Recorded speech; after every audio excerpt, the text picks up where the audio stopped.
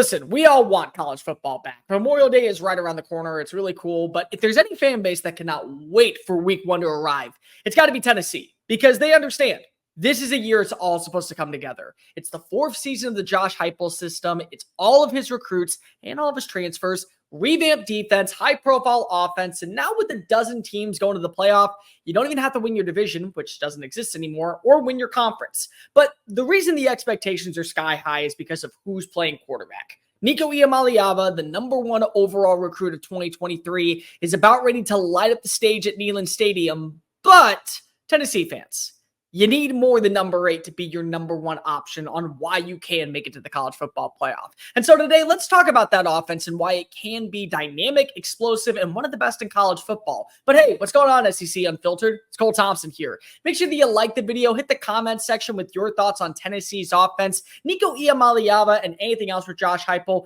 And of course, hit subscribe because we're talking college football every day leading up to week 1 and well throughout the chaotic 2024 season. Make sure that you also download the podcast version of the show. If you hate this type of content, leave a 1-star review. If you love this type of content, leave a 5-star review. Follow us on all the social media platforms at SEC Unfiltered. If you want to follow me on my own YouTube channel at Mr. Cole Thompson, I talk national college football over there. And to keep up with the #1 content surrounding your favorite conference, the #1 conference in all of college athletics, make sure you visit SECUnfiltered.com. SECU is brought to you by RHOBACK. Use the promo code SECU for 20% off all hoodies, joggers, polos, shorts, and much, much more. Promo code SECU at RHOBACK.com for 20% off. Tell the good folks over at SEC Unfiltered sent you. The conversation going into this season and throughout all of spring and probably going out throughout fall of camp is Nico Iamaleava is the answer. This is what we've been waiting for since the days when we won national championships underneath Philip Fulmer. This is what we've been waiting for since T. Martin, since Peyton Manning. We believe that Rocky Top is going to be rolling its path all the way to Atlanta and well into the college football playoff. And yeah, it could. It absolutely can. You watch the way that this kid plays football, it's evident that he is one of the best passers in America. Just straight arm strength when it comes to accuracy, touch, poise, footwork. There is all the attributes there. And then you play in the bowl game against a top-ranked defense like Iowa and a guy like Phil Parker, and expectations skyrocket higher than the moon and Mount Kilimanjaro. That's where we are at this point. But there's 2 things that you got to take away. Number 1, this is going to be a full year of Nico learning Josh Heupel's offense. It's one thing to be able to understand all the P's, the Q's, the code, the cadences, the enigmas, the audibles that you are trying to get done. And number 2, you can't take the bowl game and just say that's what you can expect. The one big lie in all of college football, in life in general, is don't use a bowl game where there are multiple opt-outs and when there are definitely players that are not going to be on the field. Don't use that as your baseline whenever it comes to setting the tone for next season. And I know that's very hard to do, but just trust me. Nico Iamaleava can be a great quarterback, but it does matter what his supporting cast looks like. Now, here's the good news. This is a quarterback that was handpicked by Josh Heupel, and that's not a shade at Hendon Hooker. That's not a shade at Joe Milton. Both of them were serviceable in their own right. One better than the other. We probably would have seen one be at the Heisman Trophy ceremony. One may have even gotten into the college football playoff, if not for a torn ACL. But this is a quarterback that was hand-chosen by the guy to run his offense. So imagine now with a full year to be able to learn the ropes, and now with a better supporting cast, or when you feel like is a good supporting cast, what this team could do when it's go, go, go, no stop, stop, stop. Yeah, it's cinema. It's movie magic. It literally is something that will make your jaw drop on Saturdays as every single throw looks like a highlight. But it may take some time to get up to speed. You may have to see him struggle at first before he finds his rhythm, he finds his inertia, and he's able to sling it around the yard like it's no one else's business. The good news is you have a better offensive line than I think people are giving you credit for. I love the addition of Lance Hurd. Anybody who is going to say that Lance Hurd is not going to be a plug-and-play starter, then why is he going to Knoxville? Because if you knew that you needed to get somebody to come into your offensive line, especially on the outside, and he could have gone anywhere. He could have gone to Mississippi State. He could have gone to Arkansas. He could have gone to Florida State. He could have gone to Florida. but he chose to go to Knoxville because if he believes there is a role for him, a prominent role for him. They also bring back 3 starters from last year, and they did upgrade, in my opinion, when it comes to the receiving room. Yeah, you lose Rimo Keaton, but at the same time, it's really not that big of a loss. You have Brew McCoy, hopefully fully healthy. You bring back Squirrel White. The dude is lightning in a bottle. I mean, he literally was running 22.5 miles per hour during spring workouts or last season.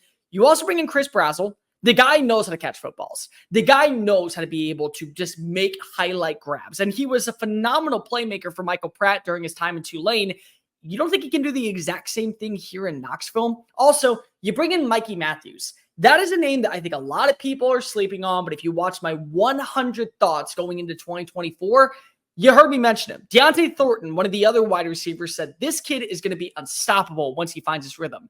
Well, what happens if number 11 and number 8 just connect together and they create a dynamic duo that terrorizes the SEC past 2024? Because 2025, and maybe Nico comes back because of NIL and he sticks around on 2026.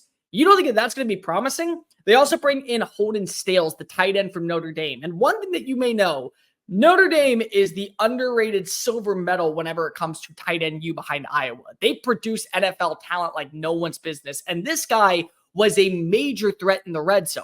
You also have a decent rushing attack. It's unproven outside of Dylan Sampson, but you like the names behind it. So offensively, you can run the football, and that's going to be a major factor for what Josh Heupel's offense is, because everyone wants to say it's such huge passing attacks. No, it's very balanced, and sometimes you actually rely heavily on the run to set up the big-time plays down the field.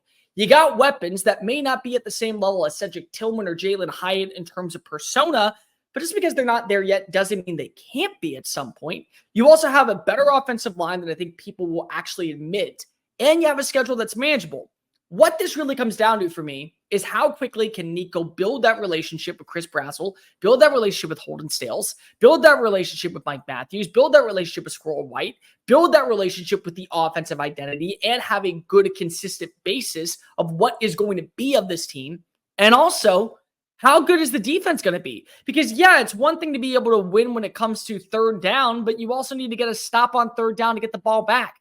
Yeah, you have arguably the best pass rusher in the SEC in James Pierce. You have a good linebacking room. You like your defensive front 7.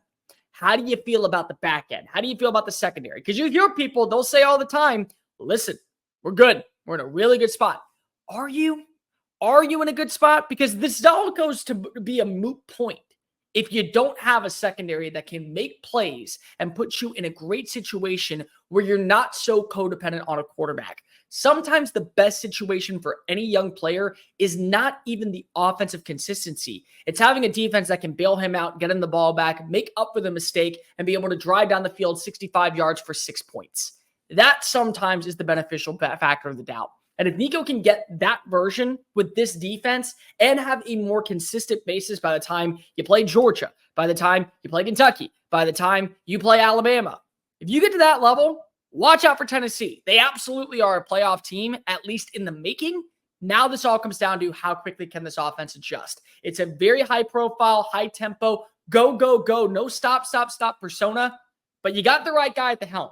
Now you just got to get that confidence level up and make sure the playmakers around him are delivering in the same way. It's always great to have a leading man, but the supporting cast sometimes does wonders for any movie that ends up winning the Academy Award. You want to win the Academy, aka the College Football Playoff, you might need the supporting cast to carry the leading man some days, and other days you're going to have the leading man take charge. But let me know in the comment section down below. What's your thoughts on Nico Iamaleava? What's your thoughts on this Tennessee offense? Can it be as dynamic as we've ever seen before? And can this be a version of Josh Heupel's offense that we've yet to see? Make sure that also you're following us on all the social media channels at Mr. Cole Thompson and at SEC Unfiltered. Download the podcast version of the show. If you like this type of content, leave a 5-star review. If you hate this type of content, leave a 1-star review. Let us know where we can improve because we're on the race to 10,000 subscribers. We want to get there by the end of the month. We know we can get there by the end of the month. But also, make sure you tell your friends, family, mortal enemies, best of pros, and college football fans everywhere about this channel because we're talking SEC football nonstop leading up to week 1. I'm Cole Thompson. Until next time, Tennessee fans, later.